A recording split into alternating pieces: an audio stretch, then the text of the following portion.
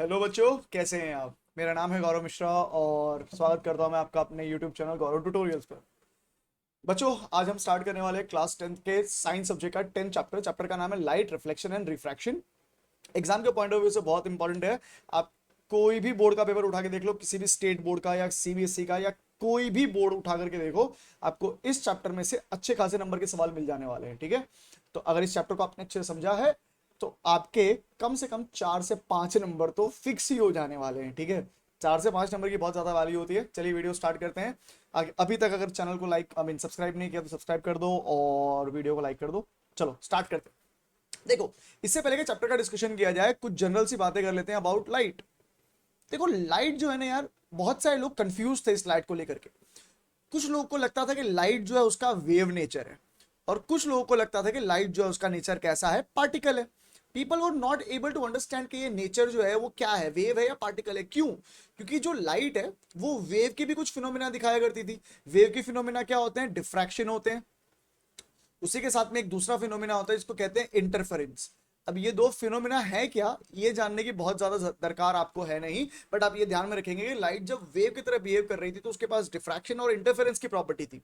But जब वो particle की तरह बिहेव करती थी तो उसके पास ये दो फिनोमिना आया करते थे, रिफ्लेक्शन और रिफ्रैक्शन, जिसके बारे में हम लोग पढ़ने वाले हैं। तो people were not able to understand, in fact उस समय लोग समझ नहीं पा रहे थे कि यार ये लाइट का नेचर है क्या है, इसका मिजाज क्या है, समझ ही नहीं आ रहा। कभी ये वेव की तरह बिहेव कर रही है, कभी ये लाइट पार्टिकल की तरह बिहेव कर रही है। फिर लोगों ने कहा छोड़ो, कोई भी मतलब हो, मतलब कोई भी नेचर, उससे हमें क्या मतलब है। Let us come to an agreement, जिसे कहते हैं quantum theory of light. Let us come to this agreement कि यार लाइट जो है उसके पास है ना दोनों ही नेचर है।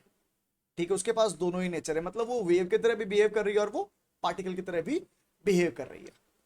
राइट, तो ये हमको समझ में आ गया। अब कुछ फीचर्स होते हैं लाइट के, कुछ कैरेक्टरिस्टिक्स होते हैं, वो देखते हैं। ठीक है, लाइट जो है बच्चों, लाइट जो है वो कौन सी वेव है? Light is a non mechanical wave. Right, I want you to understand this. Light कौन सी वेव है भैया? लाइट है एक नॉन मैकेनिकल वेव। अब ये नॉन मैकेनिकल वेव का मतलब क्या होता है? देखो, वेव जो होती है, नॉन मैकेनिकल वेव या फिर नॉन मैकेनिकल रेडिएशन दे दो इसको आप। नॉन मैकेनिकल का मतलब क्या होता है? वेव तो आपको पता है कि ऐसे ट्रैवल करती है। ठीक है, अब वेव वेव को ट्रैवल करने के लिए क्या चाहिए होता है? मीडियम चाहिए होता है। वेव को ट्रैवल करने के लिए क्या चाहिए होता है? मीडियम चाहिए होता है। ऐसी वेव्स जिसको ट्रैवल करने के लिए मीडियम चाहिए होता है बच्चों, उसको हम लोग कहते हैं कौन सी वेव? Mechanical wave. क्या बोलते हैं उसको अपन? Mechanical wave. जैसे कि अपनी साउंड हो गई। ठीक है, क्या हो गई? साउंड हो गई। Sound is a mechanical wave. But like no, light is a non mechanical wave, means उसको मीडियम की जरूरत नहीं है। बोलो कैसे? देखो, ये अपना सन हुआ। ठीक है, ये अपना सन हुआ और यहाँ पे कहीं पे अपनी अर्थ हुई। ये अपनी छोटी सी अर्थ हुई यहाँ पे। ठीक है, ये छोटी सी अर्थ हुई। इस अर्थ का छोटा सा एटमोस्फेयर भी बना ही लेते हैं अपन। राइट, अब देखो एक बात, लाइट को मीडियम कहां पे मिला? केवल इस जगह पर। Just a minute, let me zoom in. या लाइट को मीडियम कहां मिला? केवल इस जगह पर, जो हमारा एटमोस्फियर था वो। लाइट को मीडियम तो यहीं पे मिला हमारे एटमोस्फियर में। बट वो आ कहां से रही है? What is the source of light? That is like जो लाइट हमारे पास आ रही है उसका सोर्स कौन है? What is the source of the light, boys and girls? The source of the light is सन।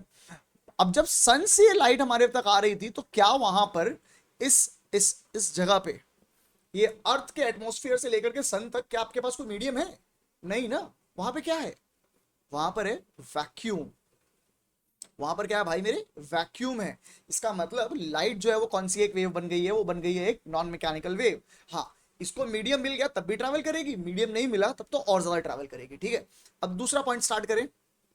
देखो, लाइट है ना, हमेशा ट्रैवल करना चाहती है स्ट्रेट पाथ में। लाइट कौन से पाथ में ट्रैवल करती है? हमेशा स्ट्रेट पाथ पे ट्रैवल करती है। और ये जो स्ट्रेट पाथ पे ट्रैवल करने की एबिलिटी है लाइट की बच्चों, इसको अपन क्या कहते हैं? इसको अपन कहते हैं रेक्टिलीनियर प्रॉपर्टी। क्या बोलोगे इसको आप इसको कहोगे रेक्टिलीनियर प्रॉपर्टी ऑफ लाइट। इसका मतलब क्या होता है? इसका मतलब होता है बच्चों, लाइट जो है सर, वो हमेशा अगर अपॉर्चुनिटी मिलेगी ट्रैवल करने की तो वो स्ट्रेट पाथ में ट्रैवल करेगी ना। अगला पॉइंट है बहुत काम का, बहुत काम का है और बहुत बार कंपटीटिव एग्जाम में पूछा हुआ। अगर एनटीएससी वगैरह देने वाले हो, केवीपीवाई कुछ देने वाले हो, तो वहां पर ही आपको लग जाएगा। केवीपीवाई तो खैर तुम्हारे काम में नहीं लगने वाला, तो 11th वालों के लिए हो रहा है। तो अब समझो यहाँ पर ये ओलंपियड में काम लग जाएगा तुम्हें यार। स्पीड जो है भाई लाइट की बहुत ही जोरदार है। स्पीड जो है लाइट की बहुत ही जोरदार है। इट इज 3 × 10⁸ मीटर पर सेकेंड तुम्हारी सोच से भी ज्यादा तेज। इट ट्रैवल्स एट अ बहुत ट्रेमेंडस स्पीड है भाई, बहुत ही गजबदार स्पीड है ये, ठीक है। तो तुमको ये पता चल गया कि नॉन मैकेनिकल वेव है, वो स्ट्रेट पाथ में ट्रैवल करती है, उसकी स्पीड तुमको समझ में आ गया। एक फर्मैट्स प्रिंसिपल भी होता है, वो भी तुमको बता देते हैं। एक क्या है, फर्मैट्स प्रिंसिपल है। फर्माच प्रिंसिपल ये क्या बोलता है, light will always travel in the shortest route. ठीक है, जब उसको ट्रैवल करना होगा तो लाइट क्या करेगी, शॉर्टेस्ट रूट लेगी। Light travels light travels in the shortest route. In the shortest route, उसको अगर चलना होगा तो वो हमेशा क्या करेगी, छोटे रास्ते एकदम स्ट्रेट पाथ पे ट्रैवल करेगी वो, मतलब रेक्टिलिनियर प्रॉपर्टी और ये फर्मेस प्रिंसिपल साथ में रिलेट करके तुम समझ सकते हो, ठीक है। अब देखो, अब हम लोग चैप्टर के बारीकियों को समझेंगे। यहाँ पर लाइट की बात खत्म हो गई, हम लोग जो जो तुम्हारे चैप्टर है ना उसकी बारीकियों को समझेंगे। और मैं चाहूंगा तुमने, अगर अभी तक तुम इस वीडियो पे बने हुए हो तो इस वीडियो को जरूर लाइक करो, अपने दोस्तों के साथ शेयर करो, एंड ट्रस्ट मी ये वीडियो को आखिर तक देखो, तुम्हारा जो फंडा है ना भाई मेरे, वो एकदम क्लियर हो जाएगा, है ना। मैं एकदम सिंपल सी बात करता हूँ भाई, मैं ये रटा रटाने वाला हिसाब नहीं करता, मैं एकदम चीजों को समझाता हूँ बारीकियों से। आई होप आप इस चीज को समझ पा रहे हैं जो मैं आपको बता रहा हूँ, राइट। चलिए बारीकियों को स्टार्ट करते हैं चैप्टर की, और मेरे साथ बने रहो। एंड अगर आप लोग अभी भी बने हुए हो इस वीडियो में तो just give it this way, एक कमेंट बॉक्स में थोड़ा सा टाइप कर दो, यस आई एम देयर। चलो देखो, अब एक छोटी छोटी सी कुछ बातें करते हैं। देखो, एक होती है रे। रे रे का मतलब क्या होता है, रे का मतलब अपनी ये स्ट्रेट लाइन, ठीक है। लाइट जो है वो स्ट्रेट पाथ में ट्रैवल करती है, तो ये क्या हो गई, रे। अभी ये रे नहीं है भाई, अभी ये रे नहीं है, हमको नहीं पता है इसका डायरेक्शन ऑफ प्रोपेगेशन। रे क्या बताती है हमेशा, रे आपको बताती है डायरेक्शन ऑफ वेव या फिर direction of propagation, direction of wave या फिर डायरेक्शन ऑफ प्रोपागेशन। अब प्रोपेगेशन का मतलब क्या होता है मेरे भाई, प्रोपेगेशन का मतलब होता है किस दिशा में जा रही है, प्रोपेगेट का मतलब ट्रैवल करना। तो मेरी लाइट किस दिशा में ट्रैवल कर रही है वो मैं रे से जान सकता हूं। अगर मान लो मैंने ये एरो इस दिशा में बता दिया तो इसका मतलब क्या हो रहा है, रे इधर जा रही है। अगर मैं एक स्ट्रेट लाइन खींच देता हूं, ओहो हो, अगर मैं एक स्ट्रेट लाइन खींच लेता हूं इस तरह से, राइट, और अब मैंने क्या कर दिया, अब मैंने जस्ट अ मिनट दिया, अब मैंने एरो इधर दे दिया, इसका मतलब क्या हो गया कि जो डायरेक्शन है उसका चेंज हो गया। तो जब तक इसके ऊपर एरो नहीं है, जैसे मैंने यहां पे एरो हटा दिया, अब तुम्हें पता है क्या कि रे किस तरफ, आई मीन वेव किस तरफ जा रही है, नहीं पता, तुम्हें नहीं पता लाइट कहां जा रही है। तो रे जो होती है वो सिंगल होती है, ठीक है। रे क्या होती है, सिंगल लाइन है जो क्या इंडिकेट करती है, direction of propagation of wave या फिर लाइट, ठीक है। लाइट की एक प्रॉपर्टी और तुमको बतानी यहां पे छूट गई मेरे से, वो क्या है कि लाइट जो है बेटा वो एक इलेक्ट्रोमैग्नेटिक रेडिएशन है। क्या है वो, इलेक्ट्रोमैग्नेटिक रेडिएशन है। इसका मतलब क्या होता है कि लाइट के पास electric as well as magnetic properties होती हैं। तो लाइट जब प्रोपेगेट करती है, तुम आगे जाकर के 11th 12th में अगर साइंस लोगे 11th में तो तुमको समझ में आएगा कि लाइट जो है वो तीनों एक्सिस पे ट्रैवल करती है। वो एक्स पे भी ट्रैवल कर रही है, वाई पे भी ट्रैवल कर रही है, और एक जेड एक्सिस होता है, ये इस पे भी ट्रैवल कर सकती है। ऐसे तीन एक्सिस को हम लेके चलेंगे जब हम लाइट को समझेंगे तो ये इलेक्ट्रोमैग्नेटिक प्रॉपर्टी है भाई। इसके इसमें इसमें आपको हल्का से ध्यान में रखना है कि इसके पास दोनों ही प्रॉपर्टीज थी, ठीक है। चलो आगे बढ़ रहा हूं, रे समझ में आ गया। अब आई बीम। बीम और रे में क्या फर्क है भैया, अगर तुम अकेले जा रहे हो, है, अगर तुम अकेले जा रहे हो तुम कौन हो, रे हो, और अगर तुम झुंड में जा रहे हो तुम कौन हो, बीम हो, right. If you are travelling alone then you are a ray, and if you are in a group then you are a beam. Just a minute. Usually ये जो बीम्स होती हैं भाइयों मेरे, वो कैसी होती है, एक दूसरे के पैरेलल होती है, ठीक है। यूजुअली ये जो बीम्स रहने वाली हैं वो कैसी होंगी, एक दूसरे के पैरेलल रहेंगी, ठीक है। इतना सा पॉइंट ध्यान में रख के रखो।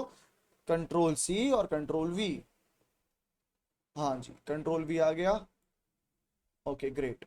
तो अब ये जो अपन ने बनाया ये क्या हो गया, ये अपनी बीम हो गई है। बीम क्या बताती है भाई मेरे, बीम क्या बता रही है, बीम क्या बताएगी, बीम बताएगी कि सर बहुत सारी रेज एक साथ में ट्रैवल कर रही हैं।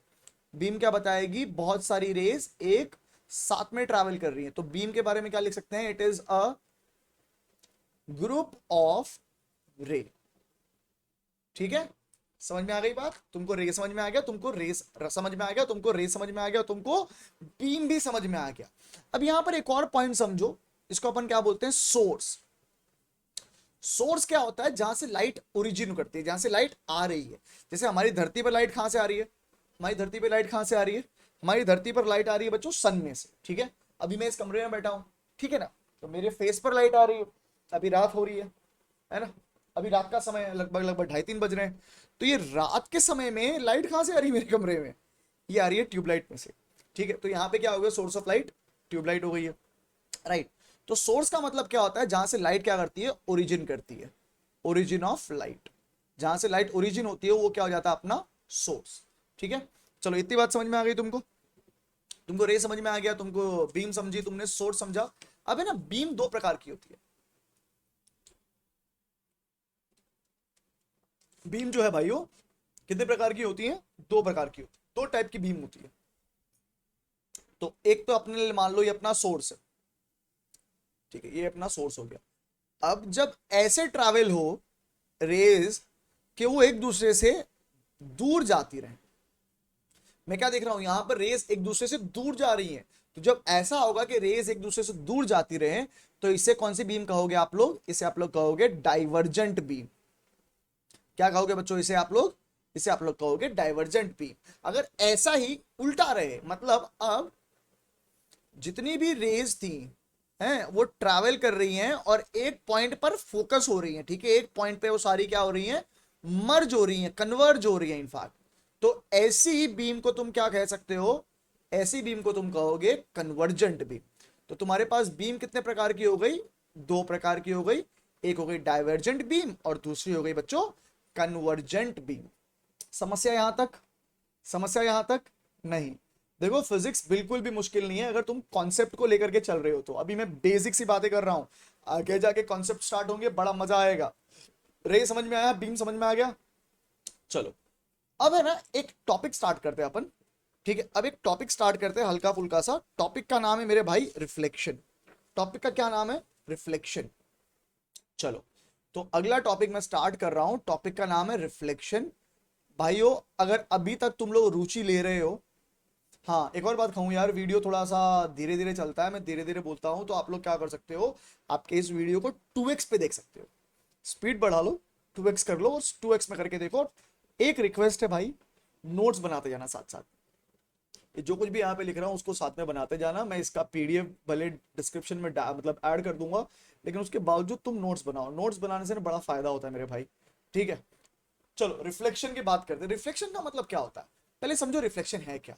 देखो ये एक सरफेस था, ठीक है, लेट मी टेक या ये आपका एक सरफेस हुआ। इस सरफेस के ऊपर क्या हुआ मेरे भाई, इस सरफेस के ऊपर एक एक रे जो है वो फॉल करी। ये रे फॉल करी इस सरफेस के ऊपर, ठीक है। क्या होगा, यहां पर होंगे तीन फिनो, होते हैं तीन फिनो, तीन फिनोमिना होंगे यहां पर। देखो सबसे पहले क्या हो गया, इस पॉइंट पे फोकस करने का प्रयास करो, ठीक है। Just just try to focus on this particular point जहां पे ये रे फॉल कर रही है हमारे अपने सरफेस के ऊपर, ठीक है। अपने सरफेस पे रे फॉल करी ना, तो क्या होगा देखो, सबसे पहला इवेंट तो ये होगा कि रे जो है इस सरफेस पे टकराएगी और टकराने के बाद वापस ट्रैवल करने लग जाएगी। It will follow on surface and it will change the direction and move in a random direction, ठीक है। अब रैंडम नहीं होगा, वो देखते हैं कैसा होगा। तो इस केस में ये जो अपनी रे थी जो आ रही है, एरो दिख रहा है नीचे की तरफ आता हुआ, इस रे को अपन कहेंगे इंसिडेंट रे। कौन सी रे बोलोगे बच्चों इसको तुम लोग? इसको तुम लोग कहोगे इंसिडेंट रे। और ये जो बाहर की तरफ निकल रही है उसको तुम लोग क्या कहोगे? उसको कहोगे रिफ्लेक्टेड रे। क्या कहोगे? Reflected ray. तो रिफ्लेक्टेड रे समझ में आ रहा है यहां से तुम्हें? रिफ्लेक्शन का मतलब समझ में आ रहा है? What is reflection? What is reflection? If you can understand from this diagram, reflection means, what does reflection mean? It is the bouncing back of light, bouncing back of light upon falling on a surface, upon falling on a surface. अगर किसी surface पे light fall करती है तो fall करने के बाद में क्या करेगी, वो टकरा करके वापस जाएगी, और इस टकरा करके वापस जाने का जो फिनोमेना होता है बच्चों, उसको हम लोग क्या कहते हैं? रिफ्लेक्शन कहते हैं, ठीक है। इसी के साथ में एक दूसरा इवेंट भी समझ लो, वो क्या है? वो है रिफ्रैक्शन। वो क्या है? रिफ्रैक्शन। तो रिफ्रैक्शन क्या हुआ? अब देखो इस लाइट को अपन थोड़ा सा इस रे को थोड़ा सा समझते हैं। इस रे को क्या करना था मेरे भाई, इस रे को ट्रैवल करना था कुछ ऐसे, जस्ट अ मिनट,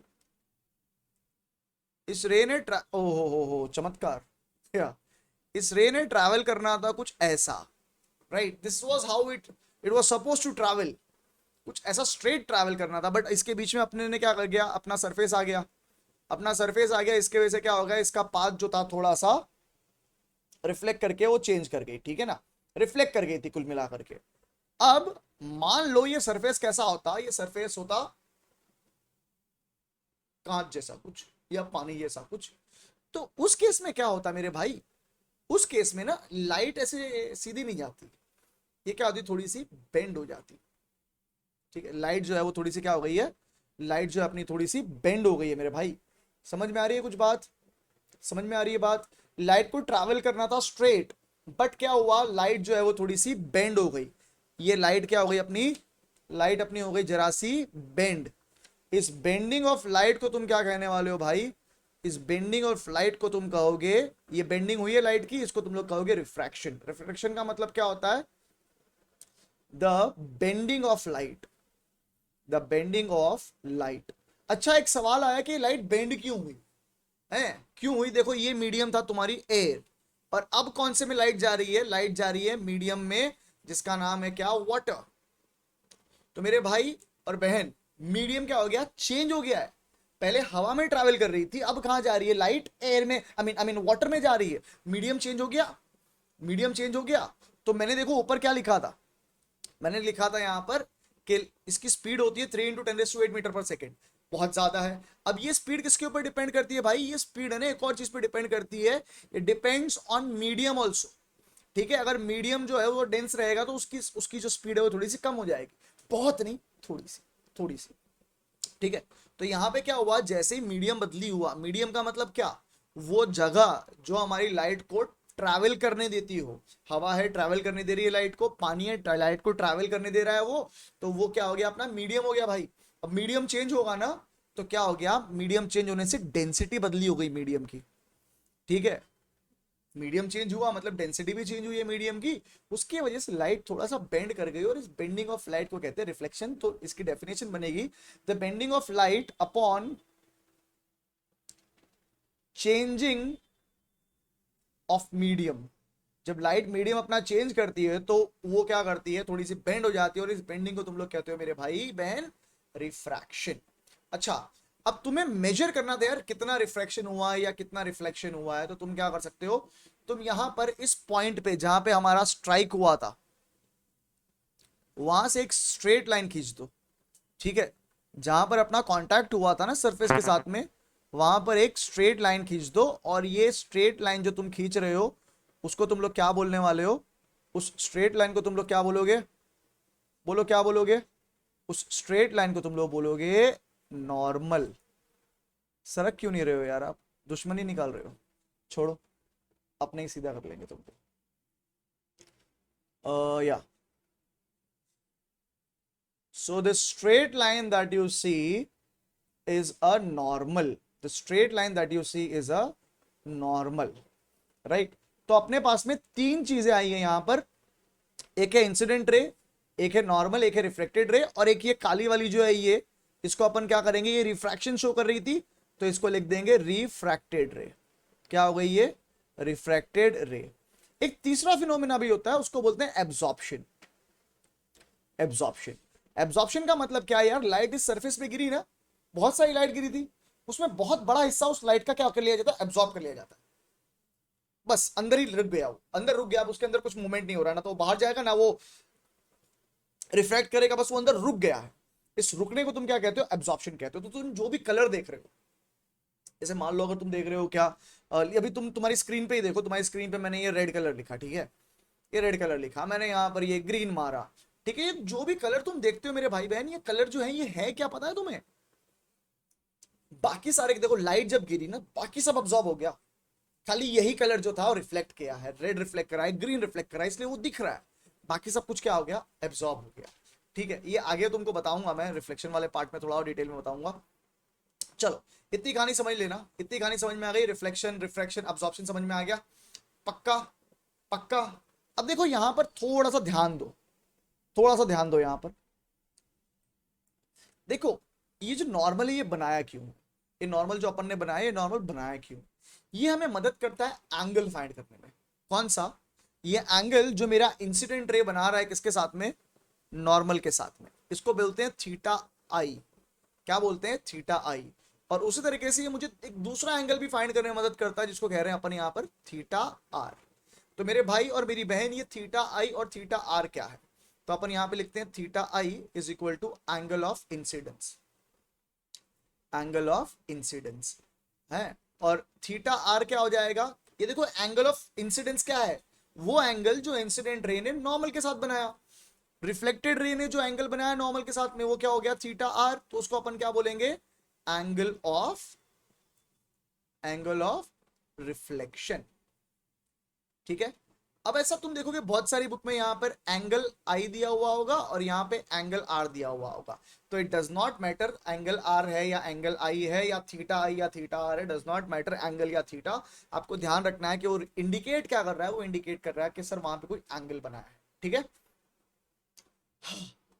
लंबा हो गया वीडियो, कोई बात नहीं, थोड़ा और पढ़ेंगे, थोड़ा और पढ़ेंगे। ठीक है, इतनी बात समझ में आ गई, इतनी बात समझ में आ गई, अपन ने बेसिक पूरा समझ लिया है। अपन को ये समझ में आ गया, देखो अभी तक अपन ने क्या क्या पढ़ा उसका रिवीजन मार लेते फटाफट। अपन ने प्रॉपर्टीज ऑफ लाइट समझी थी, अपन ने समझा था लाइट का क्वांटम नेचर, अपन ने समझा लाइट का mechanical I mean non mechanical wave होती है, लाइट एक इलेक्ट्रोमैग्नेटिक वेव है, ये स्ट्रेट पाथ में ट्रैवल करती है और इसको अपन क्या कहते हैं, इसको अपन कहते हैं लाइट की रेक्टिलीनियर प्रॉपर्टी। फिर अपन ने ये भी समझा था कि स्पीड ऑफ लाइट जो है वो क्या है, स्पीड ऑफ लाइट है 3 × 10⁸ मीटर पर सेकेंड, और ये स्पीड जो है मीडियम चेंज होने पे थोड़ी सी कम हो सकती है। फिर अपन ने फरमैट्स प्रिंसिपल देखा था जो कहता है लाइट हमेशा शॉर्टेस्ट और क्विकेस्ट रूट, इनफैक्ट शॉर्टेस्ट लिखा है मैंने, गलत लिखा है। ठीक है, लाइट क्या करती है, क्विकेस्ट रूट अपनाती है, मैंने यहाँ पे शॉर्टेस्ट लिख दिया, I am really sorry for that. Light would always take up the quickest route. क्यों हो गया भैया, क्या हो गया, okay, light will take up the quickest route possible, just a minute, okay.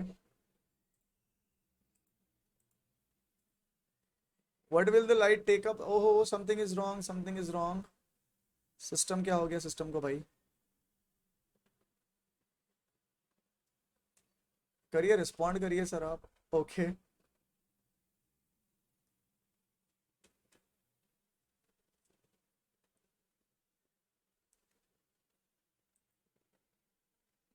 Just a minute,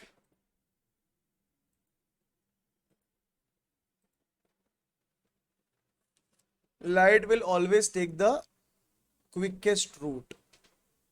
ठीक है, जो रास्ता जल्दी पहुंचाएगा उस रास्ते को लेगी, छोटा लंबे से मतलब नहीं है, लंबा रास्ते से मतलब नहीं है, छोटे से मतलब नहीं है, जो जल्दी पहुंचाएगा वो लेगी। फिर अपन ने रे देखी बच्चों, अपन ने बीम देखा, अपन ने सोर्स के बारे में समझा, अपन ने टाइप ऑफ बीम देख ली, कन्वर्जेंट और डाइवर्जेंट, और अभी हम लोग ने देखा रिफ्लेक्शन, रिफ्रैक्शन और एब्जॉर्प्शन।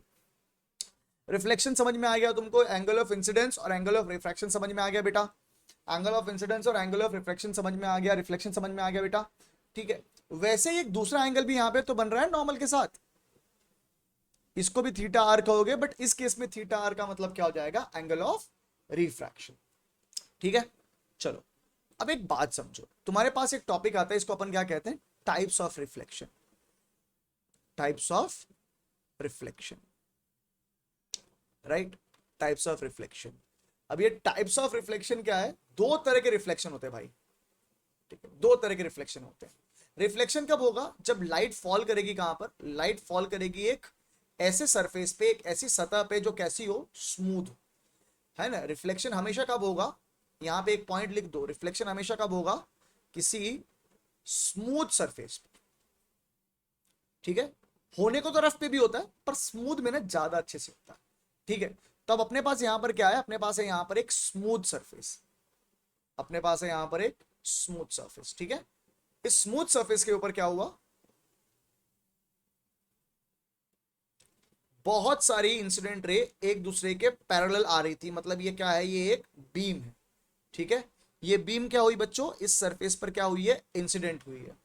तो अब इंसिडेंट होने के बाद में क्या होगा, ये रिफ्लेक्ट जब करेंगी तो रिफ्लेक्टेड रेज जो होंगी बच्चों वो सारी एक दूसरे के साथ कैसे होंगे, पैरेलल होंगी।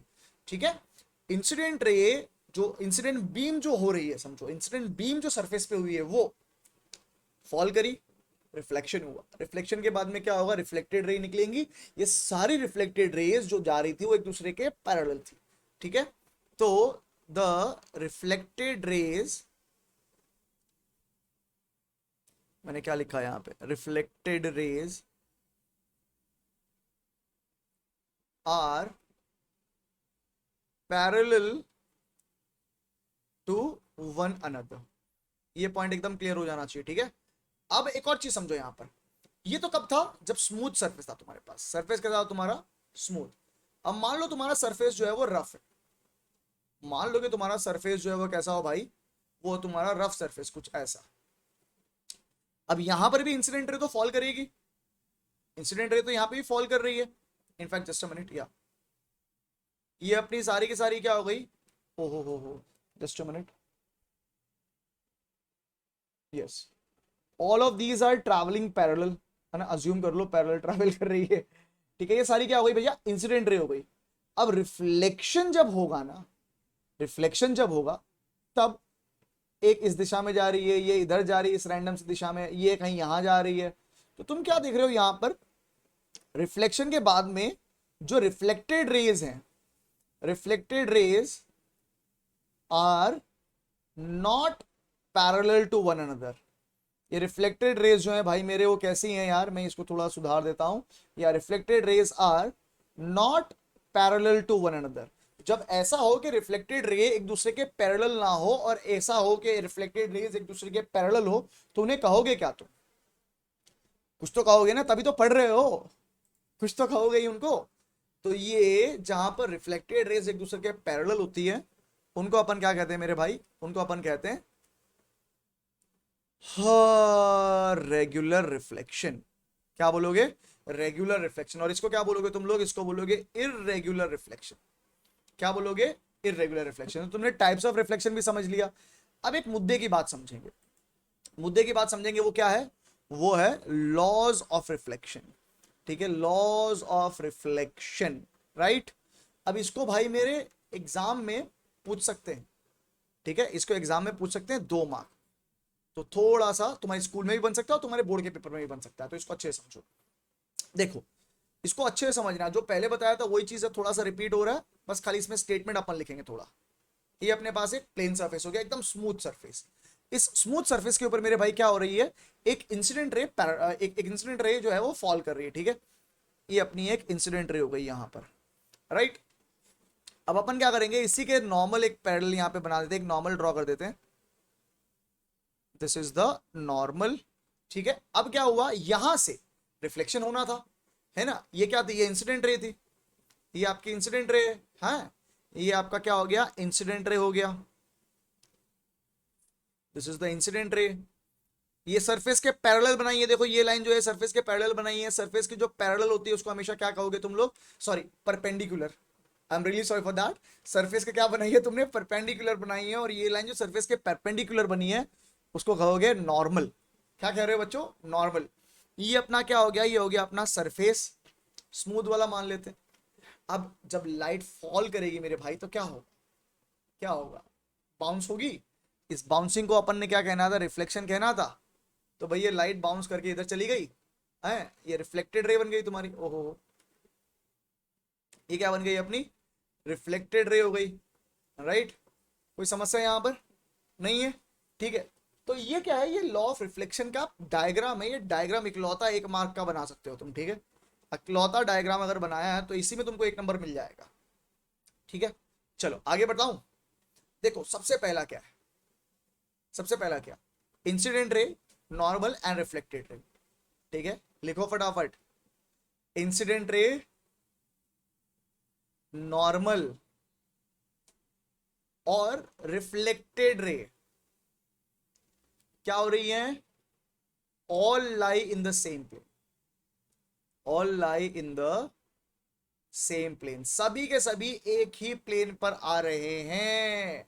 कौन कौन, इंसिडेंट रे, नॉर्मल और रिफ्लेक्टेड रे, ठीक है। दूसरा भाई मेरे, देखो तुमको एक चीज बताई थी मैंने, यहां पर इंसिडेंट रे नॉर्मल के साथ एक एंगल बनाती है जिसको मैंने क्या कहा था, थीटा आई, उसी तरीके से रिफ्लेक्टेड रे नॉर्मल के साथ एक एंगल बनाती है, इसको अपन ने बोला थीटा आर। तो तुम्हारे पास क्या हो गया, angle of incidence, angle of incidence. ठीक है, ये हमेशा किसके बराबर होगा, एंगल ऑफ इंसिडेंस हमेशा किसके बराबर होगा भाई, angle of incidence is always equal to, is always equal to what, angle of reflection, angle of reflection. ये पॉइंट एकदम अच्छे से ध्यान रख लेना, ये एकदम अच्छे से ध्यान रख लेना। ये तुमको ना जब कर्व्ड मिरर पढ़ाऊंगा ना मैं, जब स्फेरिकल मिरर पढ़ाऊंगा तब बहुत काम में लगेगा तुमको। जब रे डायग्राम वगैरह समझाऊंगा तब तुमको बहुत काम में लगेगा। तो मेरे भाई लॉज ऑफ रिफ्लेक्शन में तुमको दो चीज समझाई मैंने, पहला इंसिडेंट रे, रिफ्लेक्टेड रे और normal all lie in the same plane. दूसरा angle of incidence and angle of reflection are always equal. तो it can be also written as angle, अगर तुम तुम्हारे बुक के हिसाब से जाओ तो angle R is equal to angle I. दूसरा लिख सकते हो मेरे हिसाब से theta I is equal to theta R, theta I equals theta R बराबर। लॉज ऑफ रिफ्लेक्शन समाप्त। यहाँ पे किसी को कोई दिक्कत या कोई टेंशन होनी चाहिए नहीं। तो बच्चों आज का जो वीडियो है उसको अपन यहाँ पे विराम देते हैं, और इसके आगे का जो डिस्कशन होगा भाई उसको थोड़ा सा अपन कल के क्लास में निकालेंगे, या फिर दोबारा जो दूसरा वीडियो होगा उसमें लेंगे। अभी ऑलरेडी मेरे ख्याल से 3 बज चुके हैं, नींद बड़ी जोरदार आ रही है। ठीक है, चलो good night everybody, take care of yourself and study hard.